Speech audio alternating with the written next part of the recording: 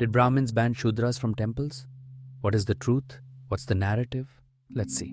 Brahmins banned Shudras from temples. This line has become gospel in today's political discourse. It's quoted in classrooms, headlines, and social justice campaigns. But what if I told you that never actually happened? Let's decode the lie. Let's awaken the real history, the one they buried. Dharma was never about birth. In Sanatana Dharma, the foundation of society was dharma, not dominance. The Varna system, as described in the Rig Veda and elaborated in the Gita, was never meant to divide by birth. It classified individuals by their guna, natural qualities, and karma, actions.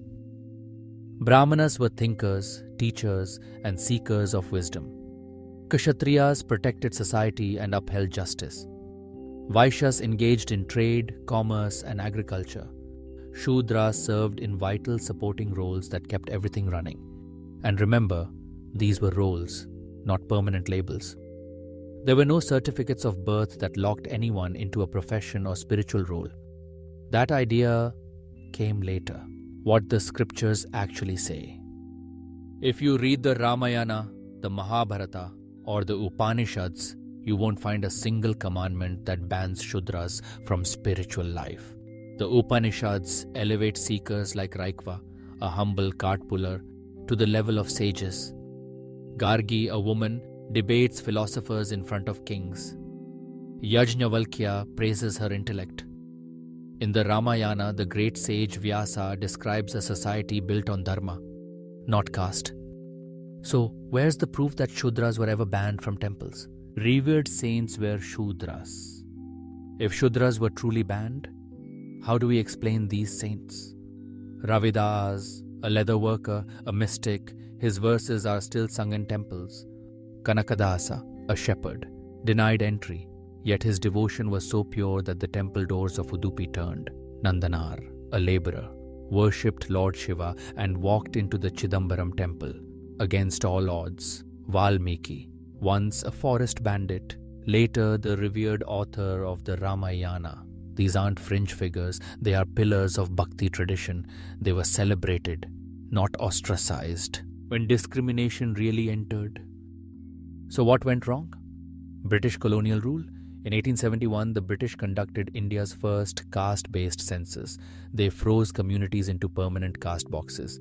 Herbert Risley, a British official, believed caste was based on race and skull shape.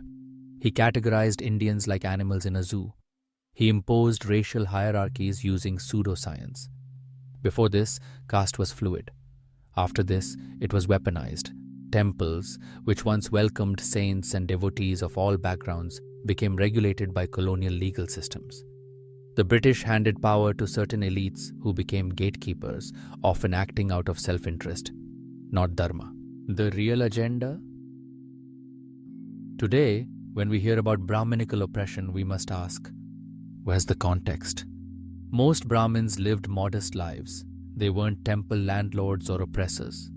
They taught, they served, they preserved ancient knowledge during invasions.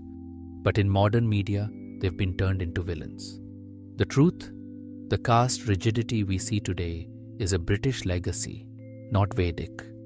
And those shouting about oppression rarely mention colonial census data, misinterpretations of Manusmriti, or the role of missionary-sponsored historians.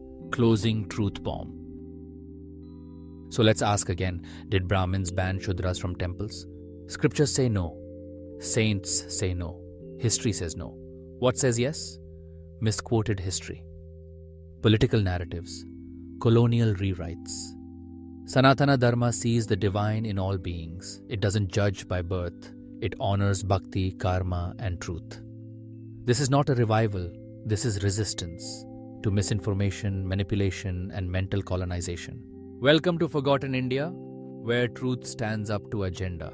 Like, share, subscribe. Let the dharmic voice rise again.